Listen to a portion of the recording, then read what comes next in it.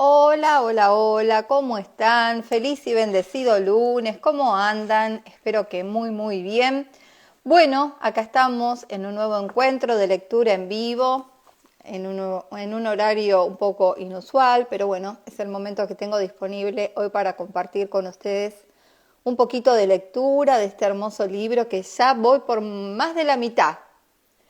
Ya voy por más de la mitad, así que estoy compartiendo el libro Los Maestros de la Gran Logia Blanca y su próxima manifestación en la era de Acuario. Así que hoy voy a compartir con ustedes el capítulo 7. Miren, les voy a spoilear un poco las imágenes hermosas que tiene este libro. Él es el avatar Bhagavan Sri Satya Sai Baba.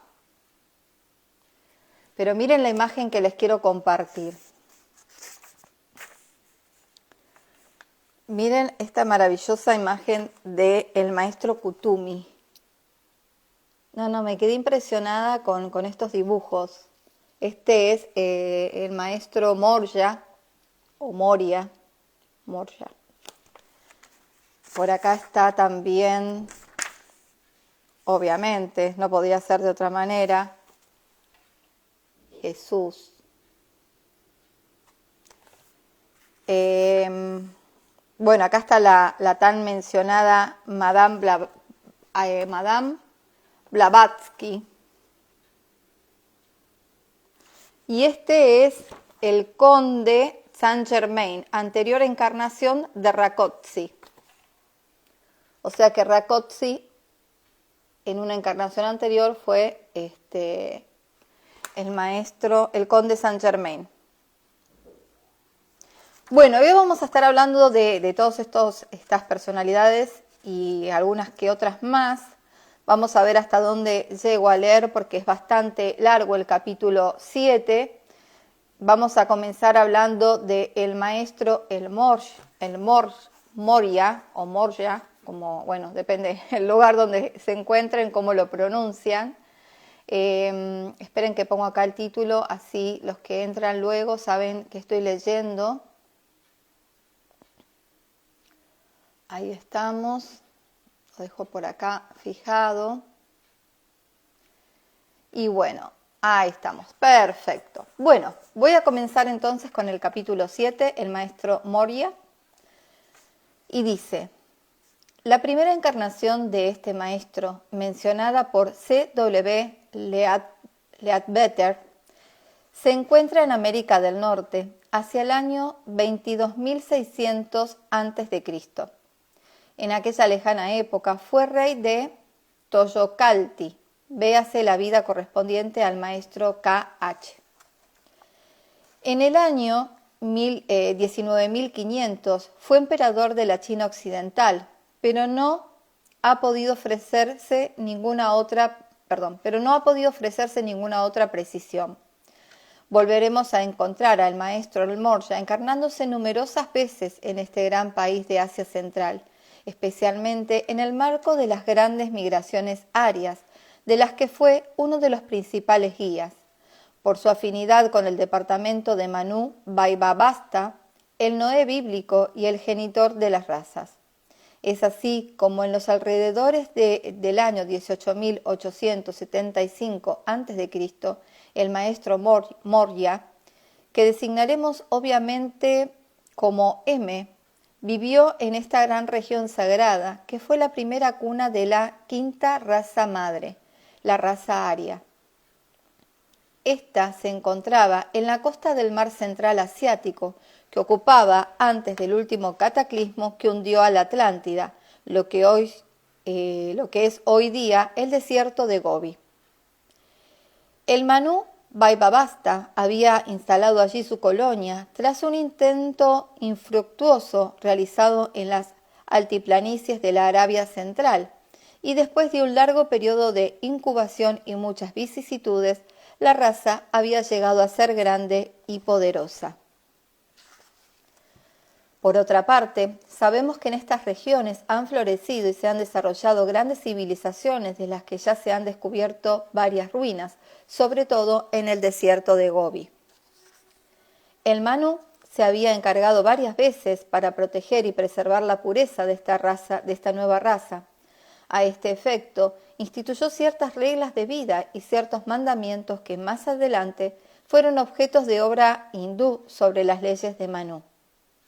Sin embargo, ciertas familias o tribus desobedecieron por el hecho de que en determinada época el Manu no se había ya encarnado desde hacía mucho tiempo y de forma completamente natural se formaron algunas parejas entre arios de pura raza y algunos jefes nómades de raza tártara. Como resultado de estos matrimonios prohibidos, se formaron auténticas tribus que fueron excluidas como parias del gran clan de los arios ortodoxos, por entonces muy numerosos y con un gran poder.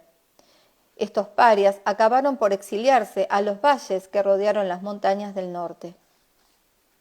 Muchos siglos después, estos nómades se agruparon en su segunda cuna, el Cáucaso, convirtiéndose en el pueblo hebreo, un pueblo particular formado por dos características raciales, la de Occidente y la de Oriente. En el seno de una de estas tribus disidentes, continuamente acosadas por el intolerante pueblo ario, nació el maestro M, el maestro del Morya. Como jefe de una de las más grandes colonias, hacía todo lo que estaba en su mano para intentar protegerla. Un día tuvo una visión en la que apareció el Manu, que le explicó que este acoso aparentemente injusto no era en absoluto producto del azar y que debía reunir a todas las tribus a fin de conducirlas hacia una tierra que estaba preparada para recibirlos. Después de muchos años difíciles, este gran pueblo errante llegó a las inmensas planicies fértiles de la India. Fue acogido por el rey Podispar, que gobernaba la parte norte del país. Después de haber descansado en esta bella región hospitalaria, se decidió por unanimidad continuar adelante. Sin embargo, algunas familias, demasiado cansadas por este penoso éxodo, prefirieron instalarse en la región. La gran colonia continuó su viaje hacia el sur, hasta el reino del rey Urayanda, llamado también Laira, que había sido prevenido de su llegada. Escribe C.W. Ledbetter que el rey no tomaba ninguna decisión importante sin consultarla con el gran sacerdote, llamado Biarsha, que apareció posteriormente bajo los rasgos del maestro Surya, el actual Maitreya. La respuesta del gran sacerdote fue que esta migración había sido ordenada por los dioses y que la tribu que llegaba era la vanguardia de una poderosa nación en la que nacerían muchos grandes instructores de este mundo. Es así como la colonia se estableció en las ciudades principales y ciertos territorios circundantes, más o menos desiertos, salvo una parte que prefirió constituir una pequeña comunidad aparte y eligió establecerse en una región salvaje al pie de los montes Nilgiris. El maestro D.K. ya había establecido en esta época su residencia en una de las numerosas cuevas de la región y había comenzado una ascesis rigurosa. A la muerte del maestro El Morya, uno de sus hijos tuvo a su cargo la responsabilidad de la colonia, según C.W. Ledbetter. Todos los brahmanes del sur, a los que llaman generalmente los caucásicos morenos, son inconstantemente descendientes de la tribu cuya llegada acabamos de describir, aunque una larga estancia en regiones tropicales les haya hecho más morenos que sus antepasados. El maestro Morya apareció posteriormente en el año 17.400 en Asia Central, guiando de nuevo otra colonia, la primera subraza del pueblo ario, que se infiltraba poco a poco en los territorios de la India tras los numerosos cataclismos que azotaron la Atlántida. En la anterior encarnación, el maestro había trazado un camino, o más bien un gran pasaje, que permitía evitar un puerto peligroso del Himalaya, actualmente conocido bajo el nombre de Khyber, y que en aquella época se llamaba el Desfiladero de la Muerte, porque en el pasado una pequeña colonia de arios había sido completamente exterminada en una emboscada. En esa ocasión, el maestro monje apareció en el seno de una colonia de arios ortodoxos o puros, y su misión consistía en conducir de nuevo a este gran pueblo de Asia Central hasta la India. Esta colonia alcanzó su meta después de 15 años y acabó estableciéndose en las magníficas planicies de la región conocida actualmente bajo el nombre de Jammu y Gurawal.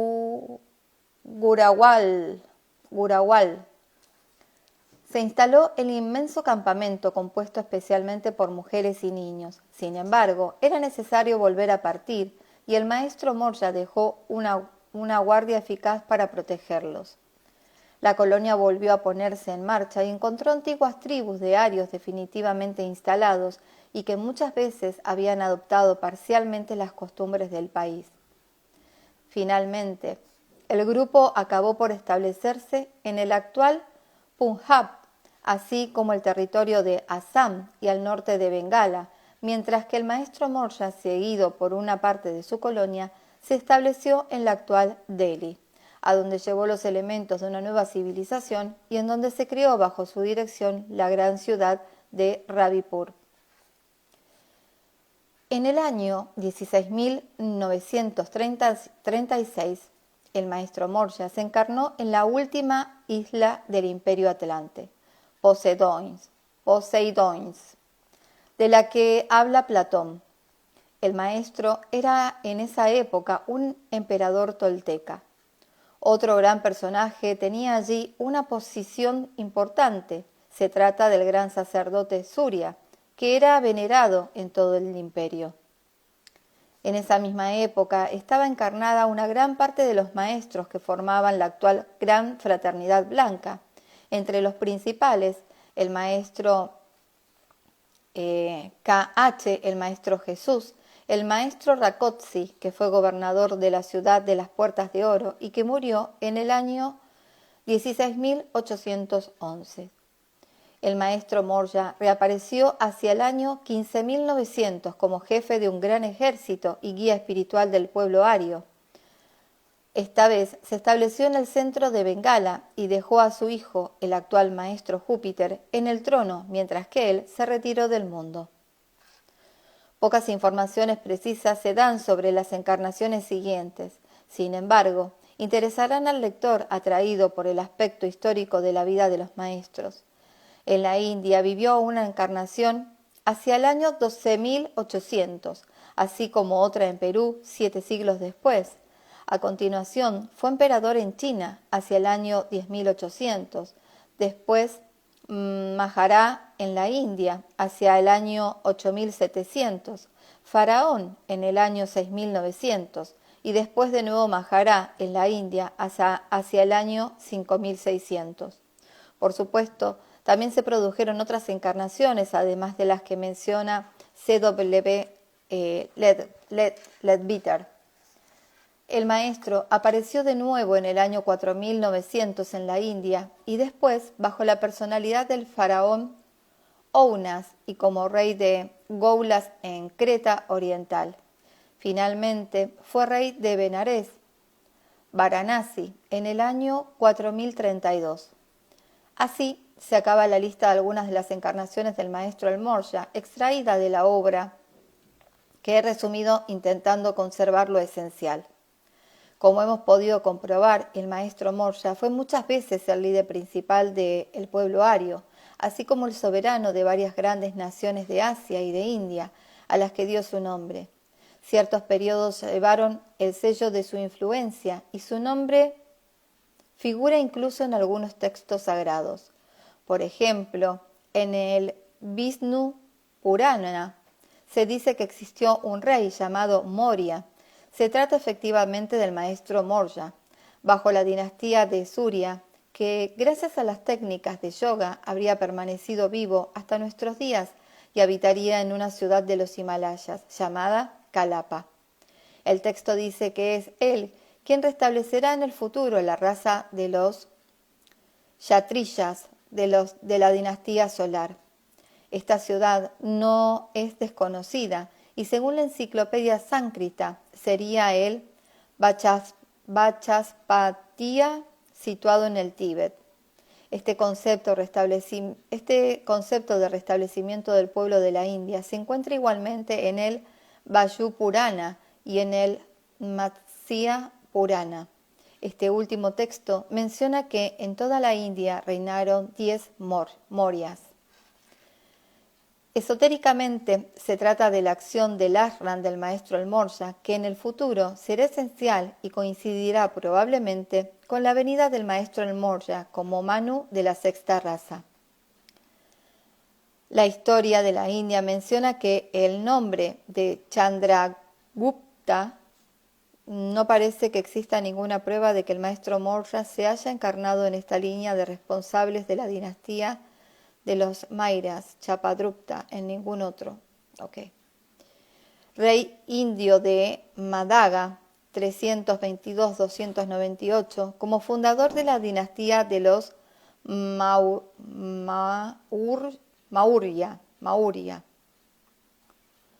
En realidad, este nombre es genérico y representa la acción de un linaje de adeptos del departamento del maestro Maurya. Y el hecho de que se hable siempre del maestro como asociado estrechamente a la clase de guerreros de los Kshatriyas es porque el primer rayo, cuyo responsable es el maestro Maurya, está íntimamente vinculado a todo lo que tiene que ver con la política y la guerra. El estudio del rayo y de las vidas anteriores del maestro Maurya lo prueba ampliamente. En el Mahavamsa budista está escrito que la dinastía Maurya aparece en relación con ciertos soldados del linaje de la Sakya, estrechamente vinculados a Gautama Buda, que al atravesar los Himalayas descubrió una agradable localidad bien regada y situada en el centro de un bosque de árboles, muchos de los cuales eran higueras. Es en este lugar donde los soldados fundaron una ciudad que se llamaba por el señor Sikya Maurya Nagara.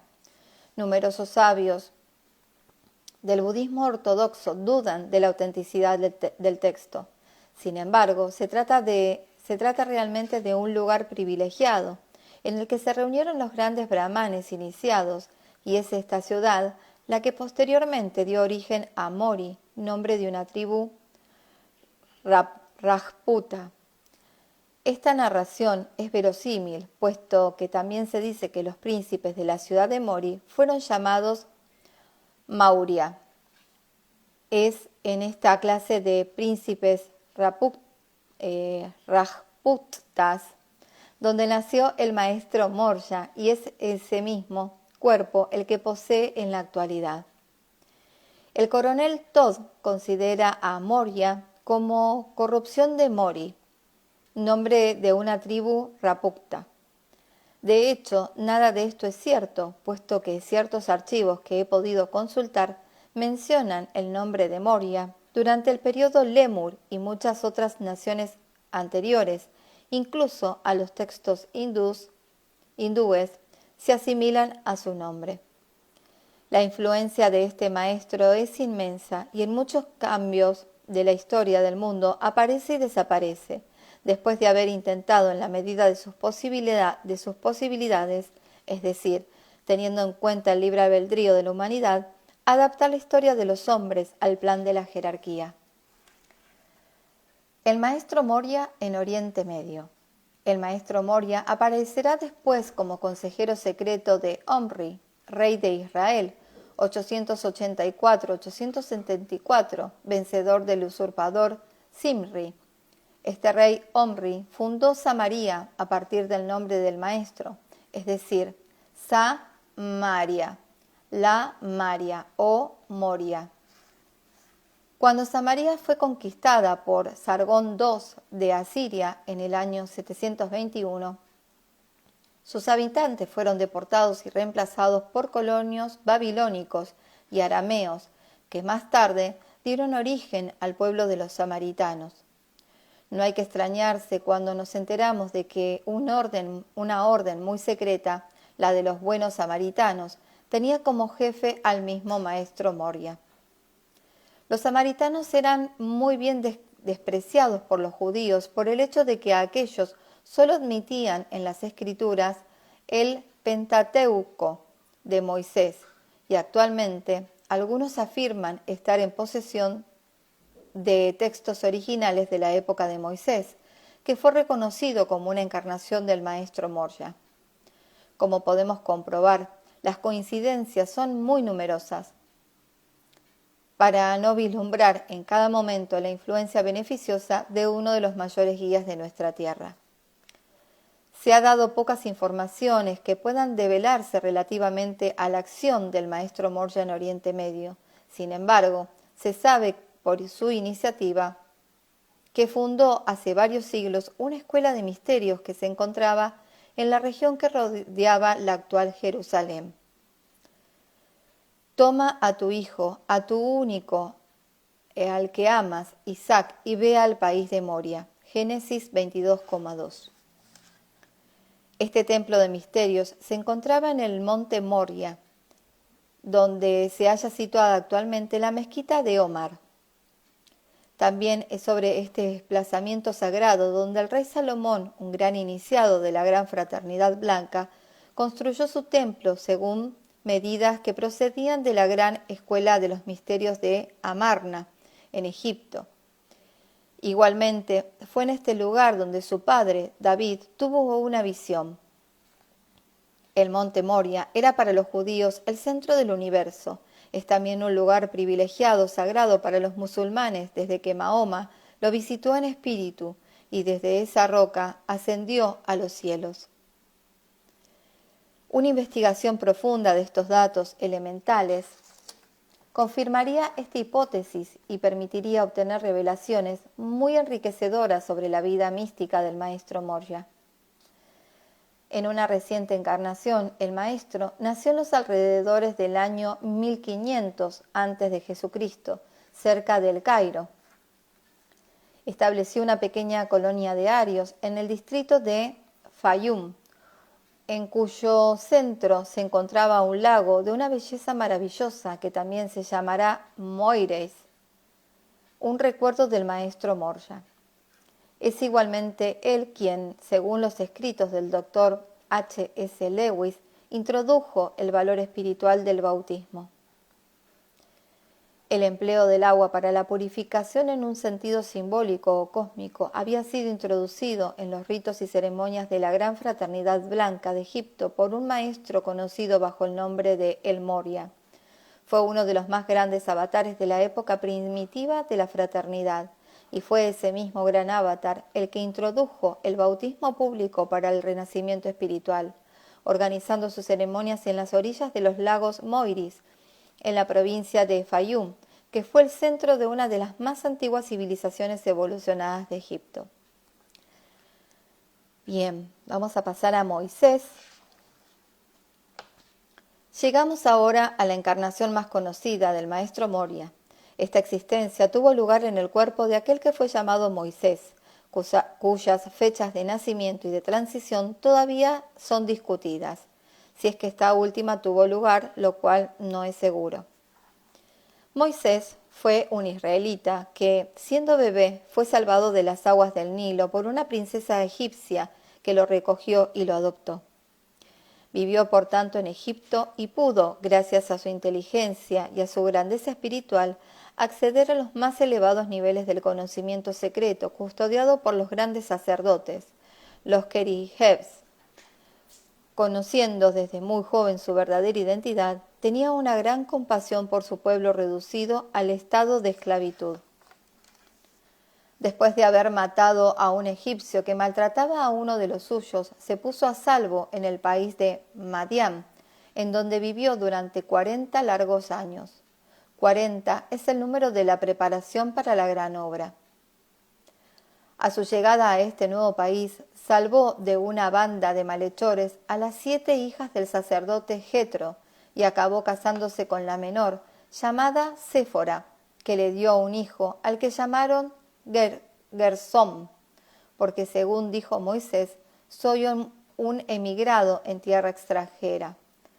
Jetro era un alto dignatario de la Gran Federación Blanca, fraternidad, de la Gran Fraternidad Blanca, e introdujo a Moisés en el círculo interno de la fraternidad. Es de él de quien Moisés recibió las instrucciones necesarias para su futura misión. Será igual Jetro quien le indicará cómo construir la misteriosa Arca de la Alianza. En cualquier caso, no podemos asombrarnos de ver de nuevo al maestro Moria como guía e instructor del último núcleo semita. Semites que durante tantos siglos habían apoyado y protegido según las leyes del Manú. Algunos de los acontecimientos secretos de la vida de Moisés son revelados por el doctor H.S. Lewis.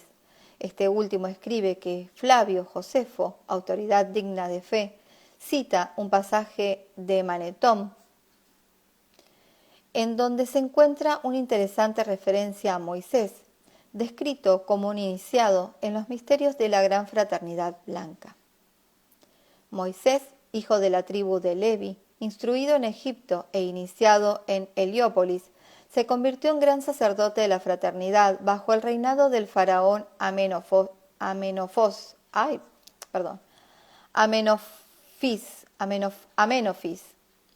Los hebreos lo escogieron como jefe y él adaptó a las ideas de su pueblo la ciencia y la filosofía que había adquirido en los misteriosos egipcios. Pueden encontrarse pruebas de ello en los símbolos, en las iniciaciones y en sus preceptos y mandamientos. Las maravillas que según el relato de Moisés tuvieron lugar en el monte Sinaí forman parcialmente un relato velado de la iniciación egipcia que transmitió a su pueblo cuando estableció en su país una rama de la fraternidad egipcia de la que descendieron los esenios. Un dogma de un solo Dios que enseñó era la interpretación de la enseñanza de la fraternidad egipcia y del faraón que fundó la primera religión monoteísta que haya conocido el ser humano.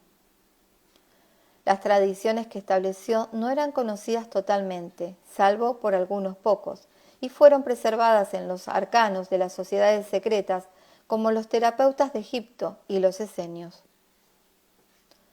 Todo esto nos proporciona, en cualquier caso, una serie de información relativa a la fecha atribuida a la vida de Moisés, puesto que conocemos ahora la identidad del faraón de la época. Finalmente, después de haber liberado a los hebreos, Moisés les condujo a la tierra prometida, auténtica producción de la tierra sagrada de Asia y que hemos llamado desde entonces Tierra Santa. Si hemos de creer en los archivos rosacruces y esenios, los hijos de Israel vivían en cautividad bajo el reino de Amenofis IV.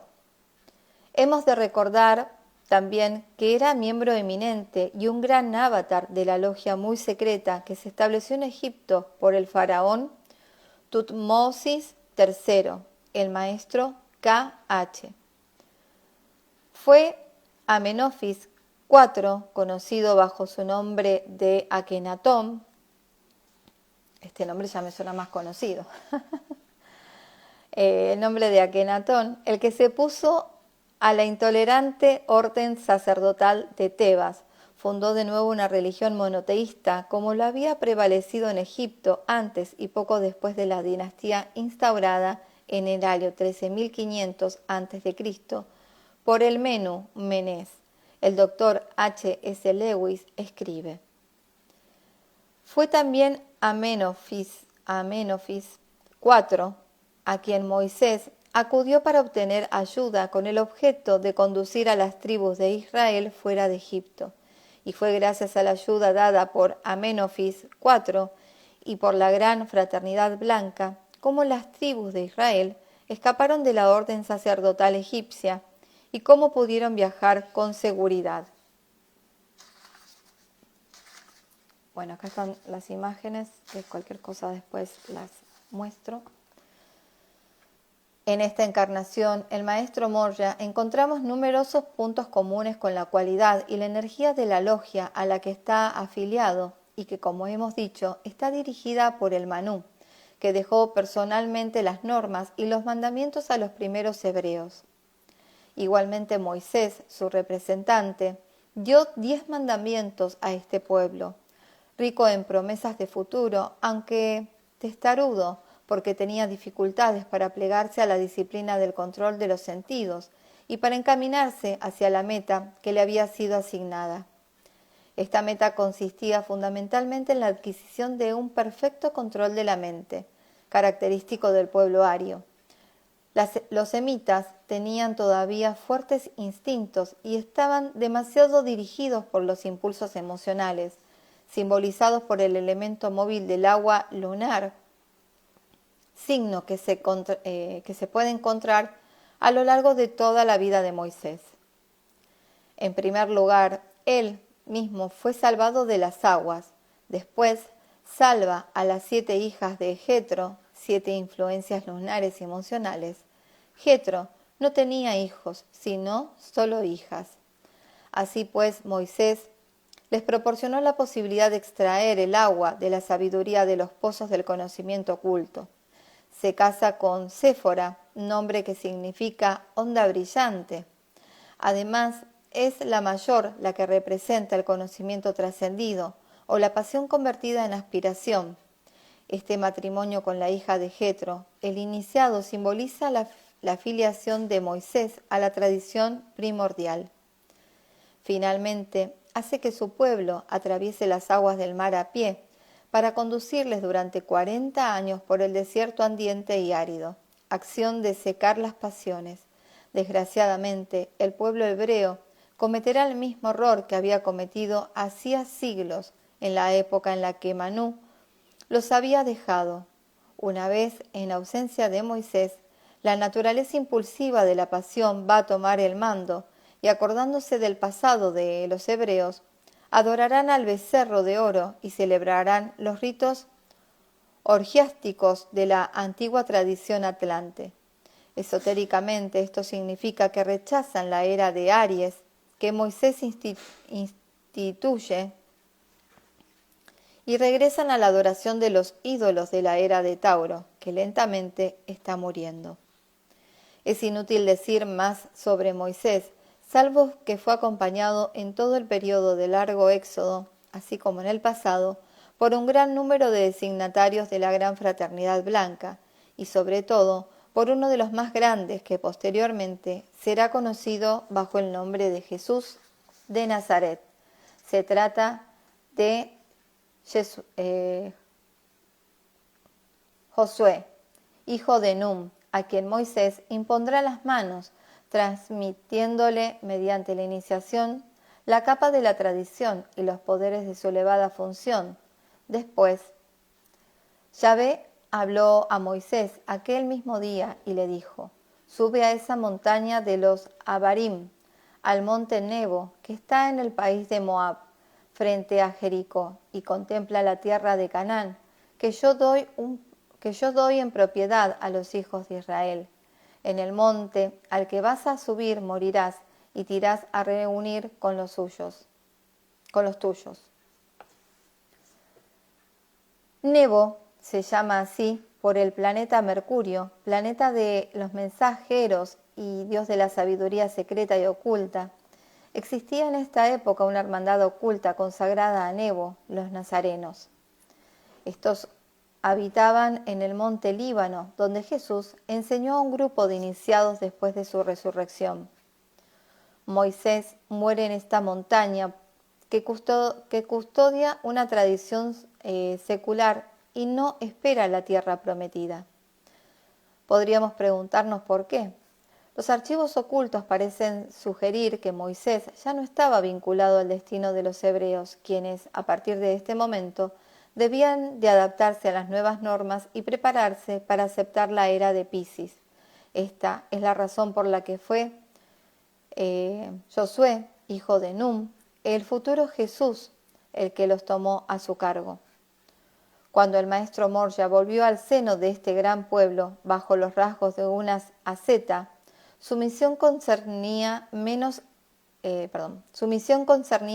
al pueblo judío mismo que a los iniciados, por ejemplo, eseños o drusos. La misión que le había confiado el Manú se había terminado y el pueblo hebreo debía emprender una nueva marcha hacia la realización de su verdadera identidad de carácter divino y no racial. Y es con Josué, el germen del Cristo, con quien iba a llevarla a cabo, pero fue un fracaso, ya que el Cristo no fue reconocido. Moisés muere, pues, simbólicamente como guía del pueblo hebreo, pero renace inmediatamente mediante la iniciación en el seno de los suyos, sus pares, los miembros alumnos de la Gran Logia Blanca de la India, donde continuará su obra grandiosa e ininterrumpidamente, esta vez bajo la apariencia de un emperador mongol, Akbar el Grande. Akbar, 1542-1605. Déjenme que vea la hora, estoy bien. Existen algunos círculos de esoteristas que afirman que el emperador Akbar fue una reencarnación del maestro Morya. En realidad, ninguno de los documentos consultados me ha permitido confirmar esta teoría. Sin embargo, es cierto que el maestro Morya, si no fue el emperador Akbar, fue su inspirador y con frecuencia adumbró a este último, así como a muchos otros iniciados que le precedieron.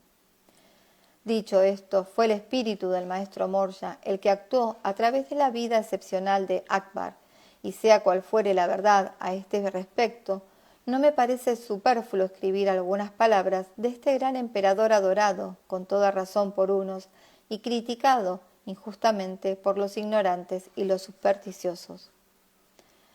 La obra de Akbar, aunque solo ha dejado algunas huellas, fue reconocida por la jerarquía como indispensable para el logro de ciertos proyectos que debían realizarse en el futuro. Desgraciadamente, esta obra no pudo ser realizada totalmente, no por culpa de Akbar, sino por culpa de un pueblo que se hallaba en periodo de decadencia en comparación con la era en los siglos anteriores. Akbar fue nieto de Babur, descendiente del mismo tiempo de Tamerlán y de Genghis Khan. Babur dejó las estepas de Turquestán a la cabeza de su terrible caballería para apoderarse de Kabul, Lahore y Delhi, con el fin conocido de fundar en la India un vasto imperio mongol. De hecho, el reino de Babur fue de corta duración, porque murió en el año 1530. Su hijo, Humayun, después de haber sido traicionado por uno de sus hermanos, fue apartado del poder y traído hasta Bengala por el temible Sher Khan, jefe pagano que se había convertido en el señor y dueño de la provincia de Bihar. Humayun sufrió 2 difíciles derrotas, pero no perdió la esperanza y acabó por apoderarse de Kabul en 1547. Después atravesó el río Indo, marchó sobre Lahore y entró triunfalmente en Delhi en 1555, acompañado por su hijo Akbar, que tenía entonces 12 años.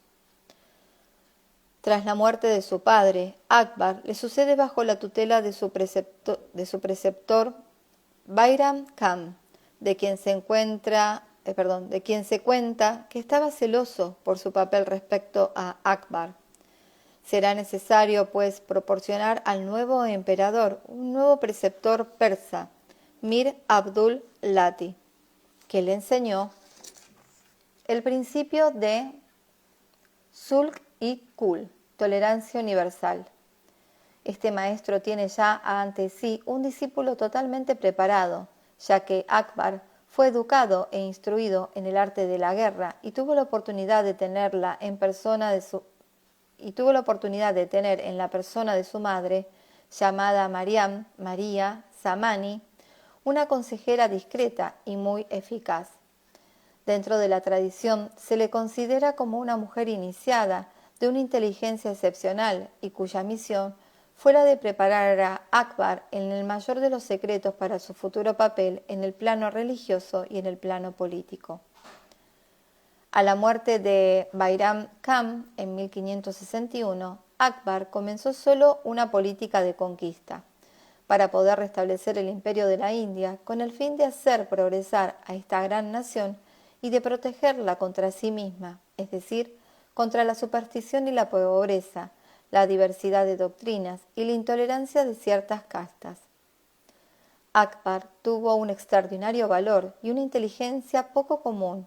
Ninguna dificultad le parecía insuperable y estaba iluminado por un extraño poder intuitivo que le hacía no tener en cuenta las opiniones contrarias o francamente pesimistas de sus generales y consejeros. Frente a sus enemigos, seguía siendo un gran humanista y se comportaba con la tolerancia que fue la base de toda su vida. Así, por ejemplo, solía preguntar por la lista en la que se encontraban los nombres de sus enemigos y decía a su fiel consejero: «Cuando vea el nombre de un enemigo distinguido, le haré llegar mis saludos a este amigo disfrazado». Y añadía: «Estoy contento de haber podido poner en práctica en la vida cotidiana las enseñanzas sagradas».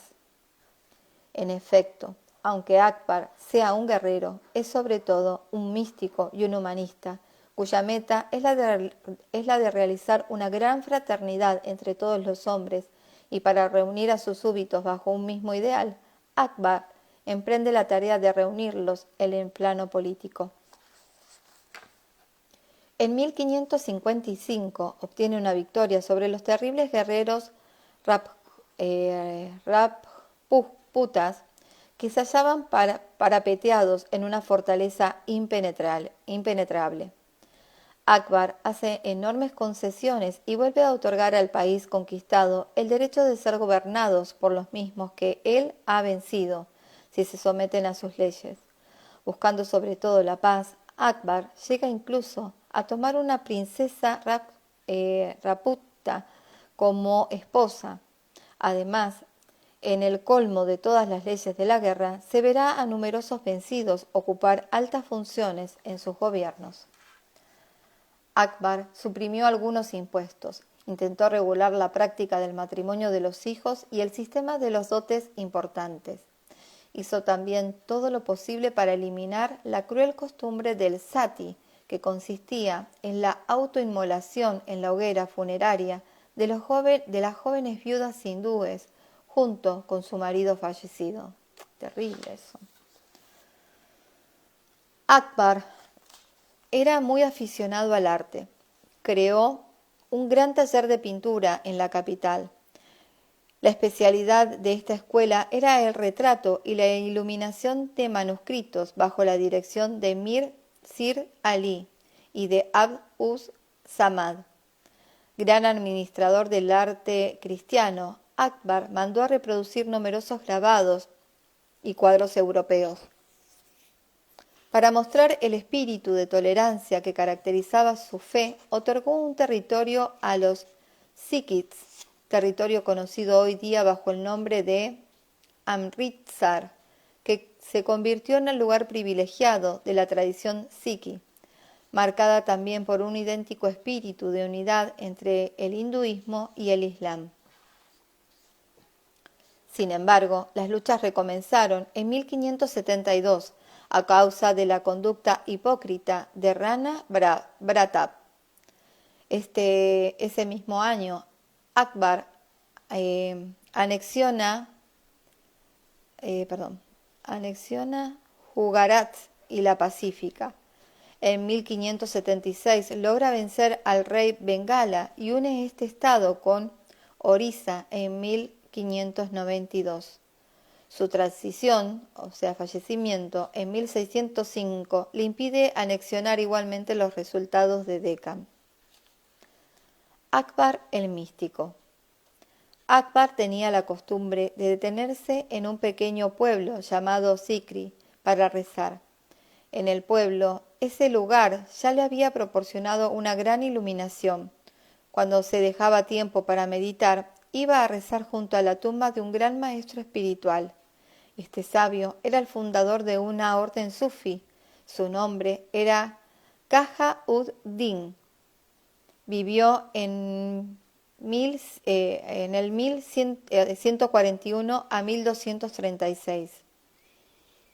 Akbar había sido iniciado desde su más temprana juventud en los ritos sufís, así como en otras muchas tradiciones, gracias a su gran tolerancia por los demás sistemas religiosos.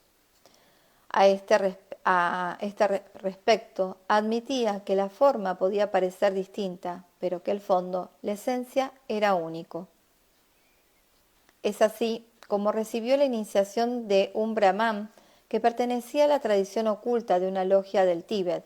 Aunque la vida escogida para él seguía siendo esencialmente el sufismo, a causa de la relación privilegiada que mantenía con su instructor, el Shikin Salim Christi, gran sabio versado en los más elevados arcanos de esta doctrina secreta. Este gran sabio le profetizó el nacimiento de 3 hijos, profecía que se cumplió. Es pues este pueblo de Sikri donde Akbar decidió construir su futuro palacio de Fatehpur Sikri, en donde vivió algún tiempo con su corte. No olvidó a su instructor e hizo que le construyeran un lugar muy simple conforme a los deseos de este hombre. Akbar, soldado, sabio y místico, y también era un gran arquitecto como lo había sido en el pasado, y esta gran ciudad de Fatehpur Sikri, la ciudad de la victoria, era una apoteosis de belleza y de nobleza que unía una sublime armonía de los estilos indo, musulmán e hindú. Como todo iniciado, Akbar no pasaba un solo día sin practicar sus ejercicios espirituales. Estaba al corriente mejor que nadie del poder sálvico del agua, tanto en el plano físico como en el plano espiritual. Es por ello que lo hizo construir delante de sus aposentos en el interior de este magnífico palacio, no un estanque decorativo, como indica la guía del turista de paso, sino un estanque de satisfacción, lo mismo que existen en Egipto, los de los iniciados judíos en el Arca de la Alianza, los esenios y por supuesto los cristianos y los musulmanes. En ese suntuoso palacio, Akbar hizo construir también una gran mezquita, Jama Masjid, en donde se encuentra la tumba de su instructor espiritual, Sheikh Salim Christi.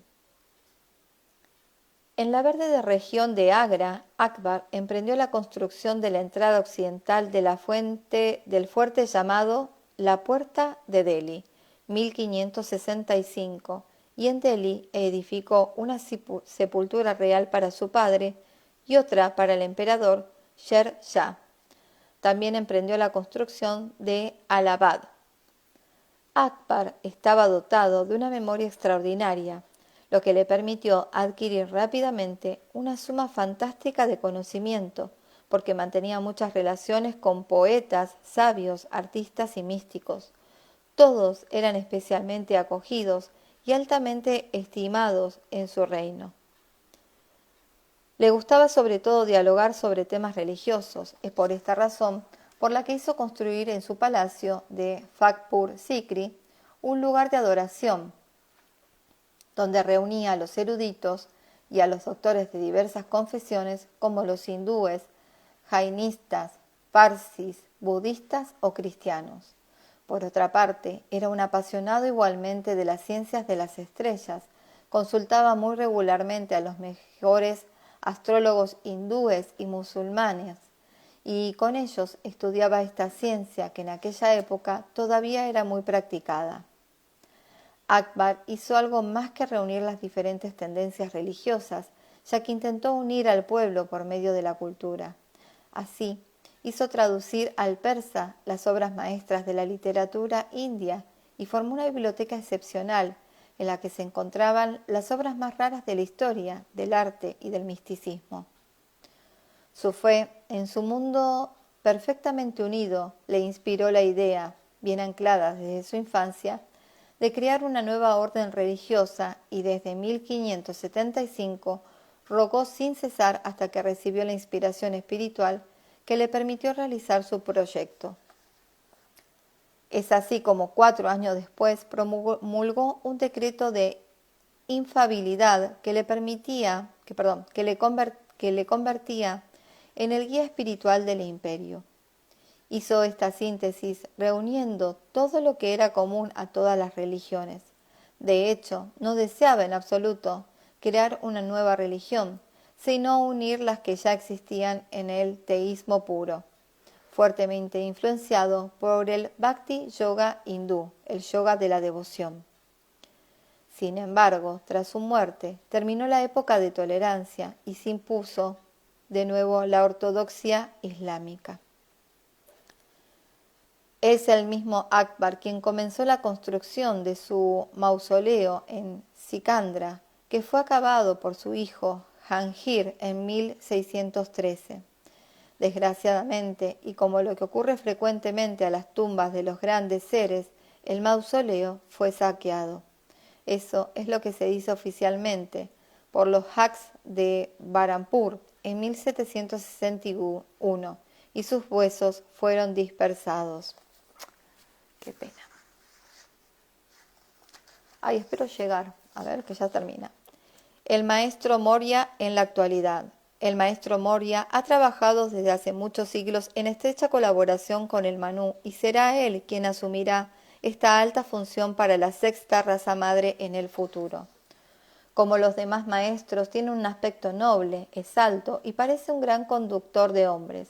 Lleva una barba negra ligeramente partida en dos, sus cabellos casi negros le caen sobre los hombros, sus ojos, igualmente oscuros, son penetrantes y podrían parecer severos sin esa radiación magnética y altamente espiritual que atrae inmediatamente el respeto y la admiración. Normalmente lleva un turbante blanco. Durante algún tiempo residió en Gori, pueblo situado en las laderas del norte de Kailas. Después residió en Shikatse, un valle bien conocido por los habitantes de esta región. Su casa está muy cerca de la del maestro K.H., con quien trabaja en estrecha colaboración desde hace muchas generaciones y tal como continuará haciéndolo en el futuro. Por medio del Mahachohan manipula fuerzas que deben aportar las condiciones exigidas para el avance de la evolución racial. Algunos de los grandes devas del planeta mental colaboran con él.